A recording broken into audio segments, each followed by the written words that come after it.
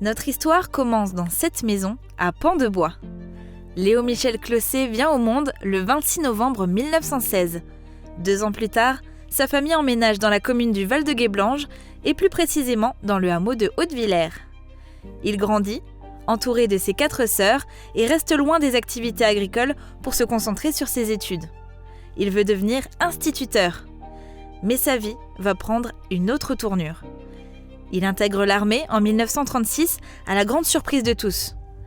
En juillet 1940, à la suite des combats sur la ligne Maginot, Léo rejoint la zone libre. Après une année d'études à l'école d'artillerie de Nîmes, la grande histoire le rejoint, les Allemands envahissent la zone libre.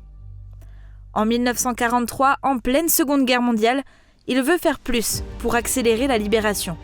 Et pendant l'année 1943, il a travaillé comme interprète dans un ministère à Paris. Et c'est là qu'il a, semble-t-il, été approché par la sécurité militaire clandestine, pour lesquelles Léo était une pièce de choix, entre guillemets, dans la mesure où Léo parlait parfaitement l'allemand.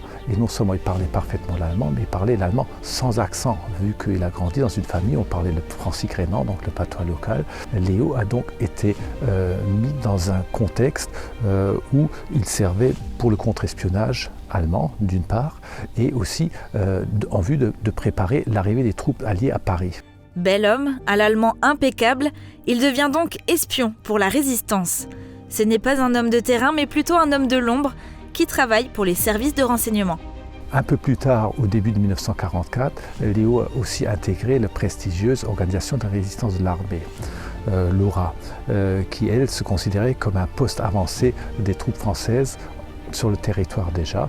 Et là, sa mission consistait à récolter du renseignement. Concrètement, Léo a été placé dans le bureau de la sécurité militaire 407, qui était installé rue de Richelieu, dans le 2e arrondissement à Paris. Et là, comme dans les films, en fait, il y avait un véritable journal qui œuvrait avec des vrais journalistes.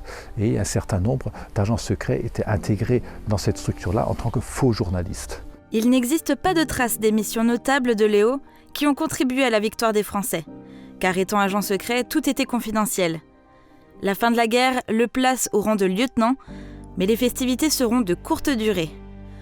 En 1948, Léo part pour l'Indochine où le corps expéditionnaire français combat le Viet Minh. Léo et ses compagnons sont tombés dans une embuscade. À l'aube du 2 juin 1948, Léo a été tué dès le début parce que c'était une des stratégies du Viet Minh, consistait à tuer tout d'abord les officiers pour avoir une meilleure marge d'approche après des hommes qui étaient plus commandés. Un destin tragique malgré son engagement exemplaire dans la résistance.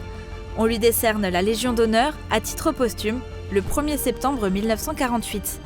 Son corps est rapatrié et inhumé au cimetière communal en novembre 1949.